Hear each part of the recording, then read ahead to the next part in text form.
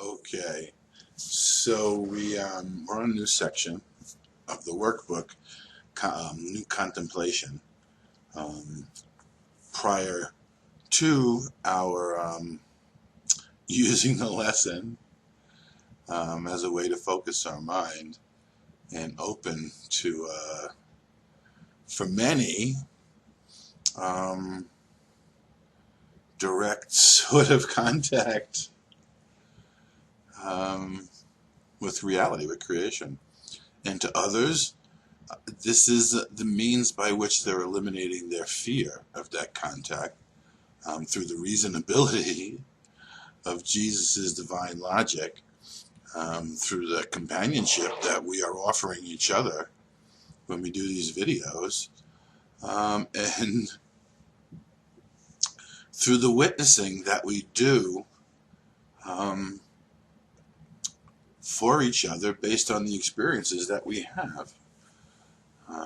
So it was interesting when I read this. It's so stark by comparison, and it's obviously a well laid out plan, and I can see why.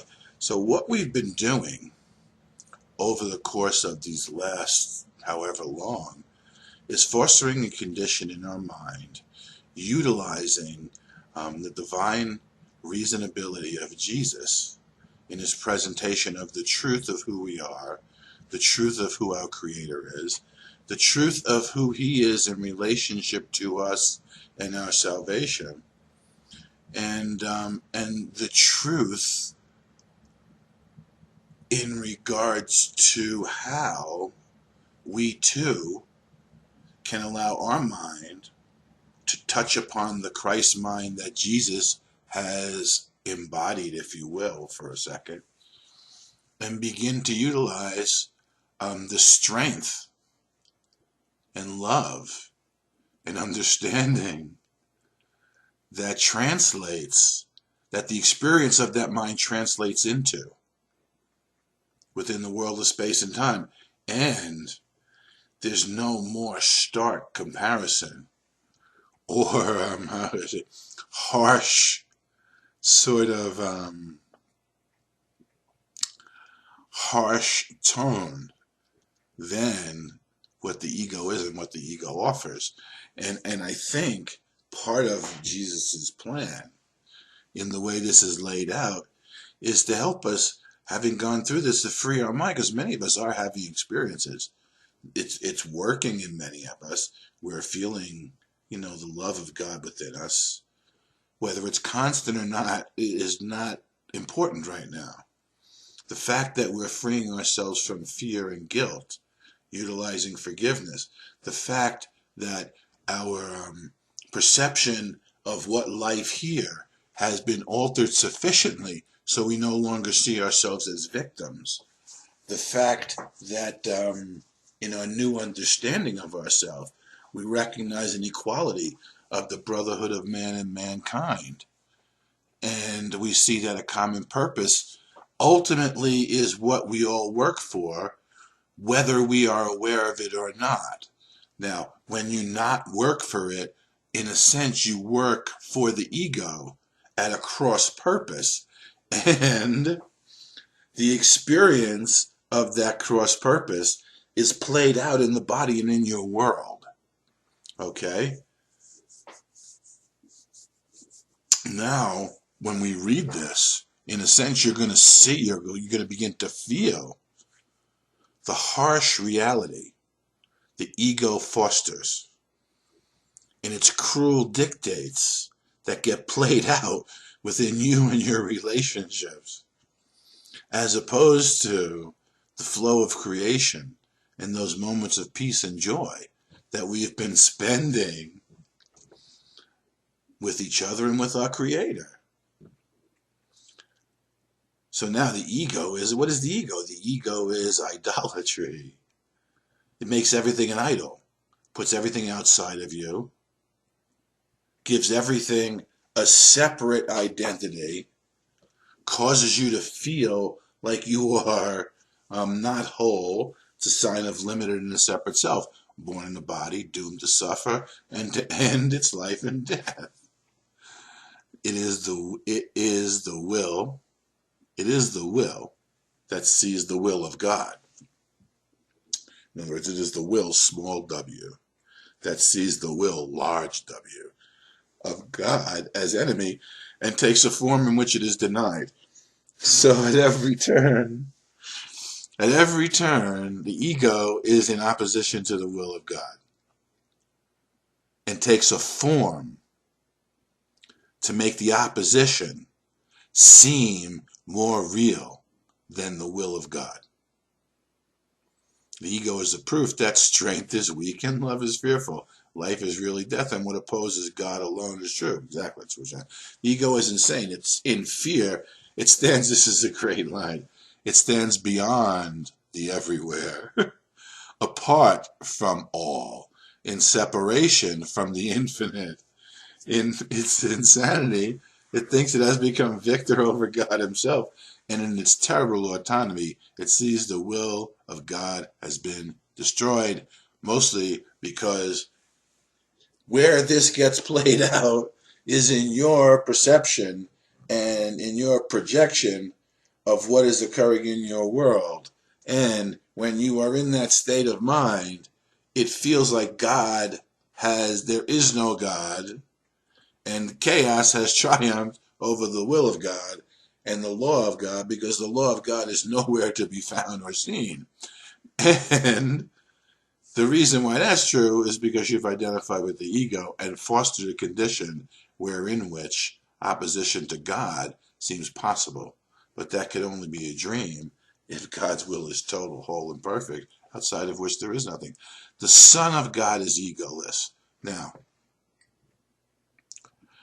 remember, God's Son, when he talks about the Son of God, he's talking about you as you were created in the wholeness of creation. There's this idea in the Course that seldom gets spoken of, and I like to talk about it once in a while. There's an idea in the Course, and Jesus talks about how the separation occurs. And one of the things he says is, part of the mind, in a sense, that agreed with itself that separation was its reality, becomes concretized. And that concretization is what consciousness is. But the Son of God, being the totality of, let's call it the sum total of the souls that God created, in a sense, when we deal with the story of the prodigal son, there's an idea that there is a whole part, perfect part, composed just of perfect souls, as you are a perfect soul, and brothers who never were affected by the idea of separation. And that is you in your return. And that, as the Son of God, is egoless. What can he know of madness and death of God when he abides in him? What can he know of sorrow and suffering when he lives in eternal joy? And those two worlds can't possibly meet, nor can they communicate with each other. However, the drama of the restoration of that recognition and the integration of the awareness to make you safe within the purveyors of your reality as the Son of God is what the world of space and time seems to be. Okay? While those of us who are part of the fragmented and separated sonship begin to reclaim our sanity through the utilization of forgiveness, and the miracle begins to reunite all that was fractured and fragmented into the joy and experience of the single purpose for our reality, and which here we call salvation, and awakening from the dream so as to be restored to being that Son of God who is egoless. What can he know of fear and punishment, of sin and guilt, of hatred and attack, when all there is surrounding him is everlasting peace, forever conflict-free, and undisturbed in deepest silence and tranquility. Now, there's a huge temptation on the part of people who begin to utilize A Course in Miracles to read a line like that and feel like they are a failure and are not meeting the criteria and never will be able to. Okay? This is not meant to judge your progress.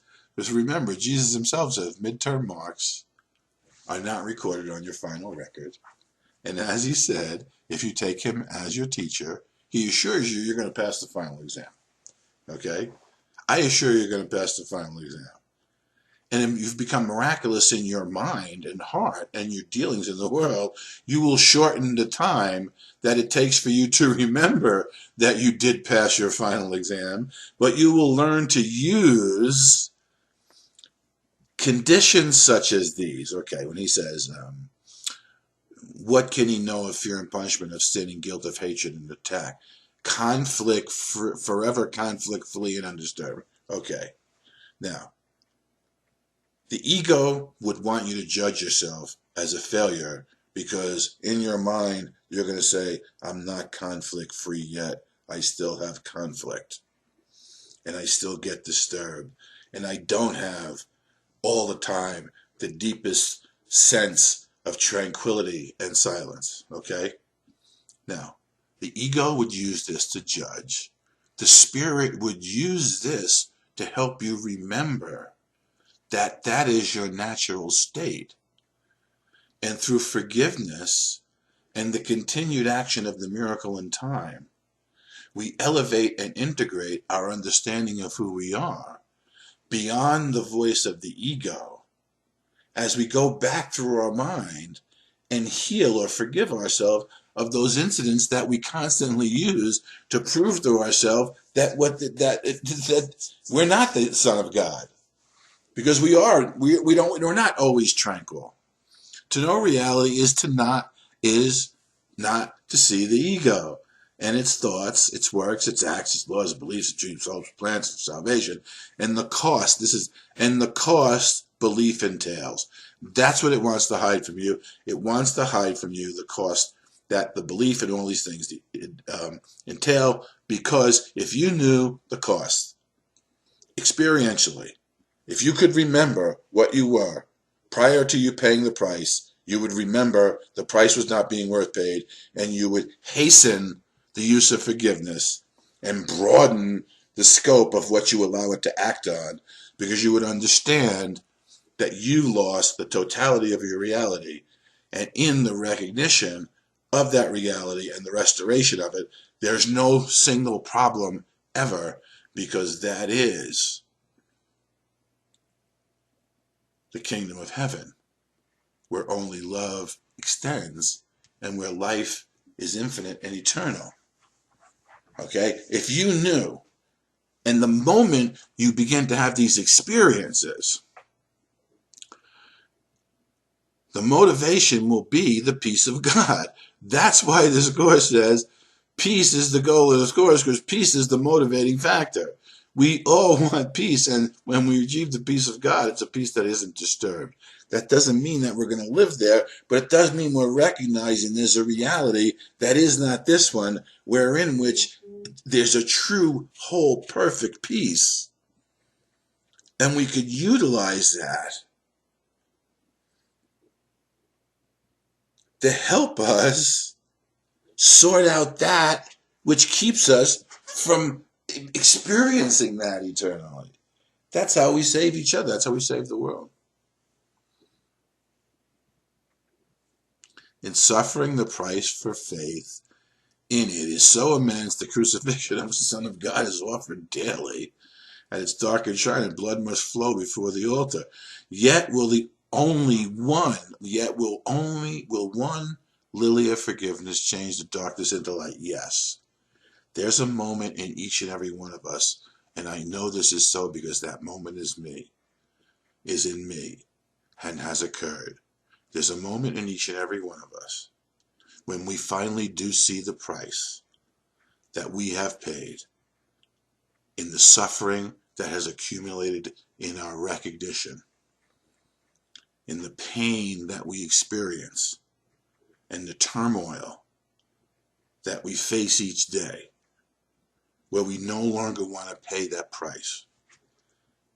And there's an instant where full recognition, total recall comes to you and will light your mind to such a degree that you will know of the unreality of this world. And for an instant, you will be free from all fear and all guilt.